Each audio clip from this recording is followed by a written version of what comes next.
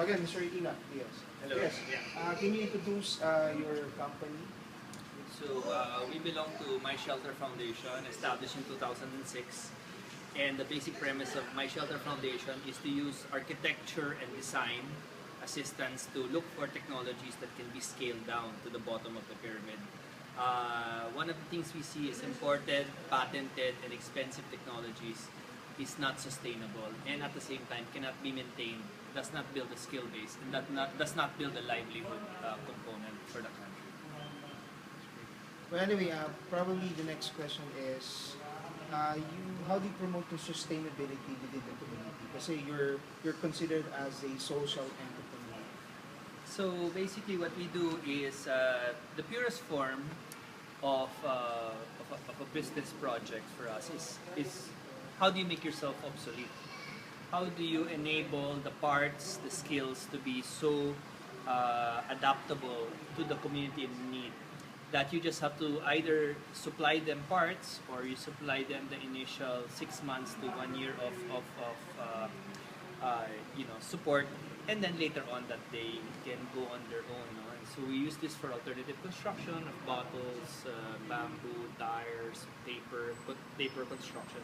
But at the same time, if today you saw what Liter of Light was all about, with a simple copper plate, resistors and easily available parts that are available in Recto or any large electronic areas in major cities, that people can not supply it from China, goes through Manila, goes through a centralized distribution system and all, but it's a sort of a supply side decentralized. So as it builds, more and more things that are available in Recto will find its way into more regional markets.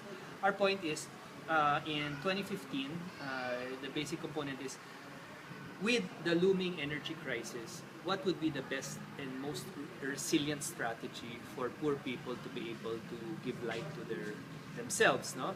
Either they build it themselves if they're technically competent, or we can enable grassroots entrepreneurs to be able to build that market. So solar is considered something that is expensive, big, and beyond the reach of ordinary Filipinos living on $2 to $3 a day. And so what we did is, what will cost $2 to $3 and will enable them, something that they can be able to save up. Now, the strategy that we ended up with was, first you have to give them something that saves light, no? So what is their consumption, no? Electricity or kerosene, food, transport. So you cannot just add another cost, which is microcredit solar product. So ang sabi namin is, what if you put a bottle full of water and bleach? Just let passive refractive light come into a normal sari-sari store, household. Save them kerosene, which they burn because they have to light it up during the day, or batteries. And from there, that savings can now buy the community-built solar. So we use a savings technique to enable people to buy, to be able to buy the next step. So they save about 400 to 500 pesos by not having to light up during the day using this plastic bottle full of water and bleach, and then they can now easily upgrade. Unlike an important strategy, which is, if you don't microcredit it, you will not be able to afford it. Then the most important part is micro solar and those small battery powered lights or mobile chargers. In 3 years, they break either a part, a switch, or the battery. When that breaks, they have to throw it away because there is no knowledge of how it works. So we sort of do the whole opposite way of turning it on its head and saying, we built it with local parts, we built it with local skills, plus we enable them to have a market. If you build, for example, a village like this, if you build like 500, 600 bottle lights, you have 500, 600 customers that will want to upgrade it into the night solar. This also goes for mobile technology, this also goes for street lighting. So ours is, the more that we empower local communities to know how to build, repair, and maintain and make it a livelihood, the more resilient we are. So for 2015, when there is a large energy shortage around the country. So we're looking for that kind of social systems. Anyway, sir, probably last two questions, sir. Would that be okay, sir? Sir, the next question is, I mean, this is also kind of your advocacy at the same time. Your passion is into it, and at the same time, you're enjoying what you're doing.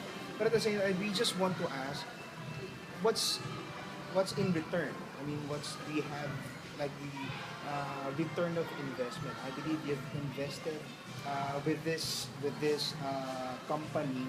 So, is there any in return that you? Well, we tend to be in the area of what they call the last mile construction. We're very strong there, no? So we tend to outbid contractors building cement, steel, and glass because we can build better, we can use indigenous materials, we can build cheaper, we can build larger. So our rural technologies is getting, you can also almost say two for one. We can build a classroom twice the size,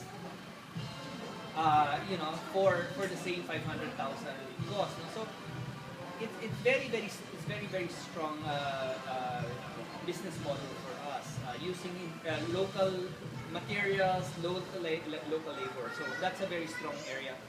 Solar for us is a growing market because people buy kits. They'll keep on buying kits for us. At the same time, not everybody wants to build it in the village. Sometimes we would have large customers that wants 10,000, 50,000 lights. And that one, we have a mass manufacturing system. So we build the solar panels back in, like you saw, we build solar locally.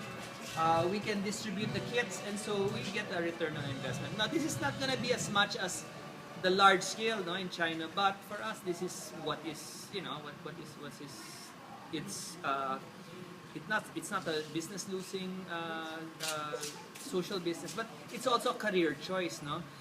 The reason why we enter social enterprise is we know we'll never grow rich by having so many qualifications, it being sustainable, it serving the poor, and equity staying in cooperatives and in the foundation. Rather than me, I get a salary, so I don't have control over getting any equity that I want to burn. No? So it keeps on building and it keeps on going community to community. So that is a career choice. No? And at the same time, my return on investment is number of people helped, not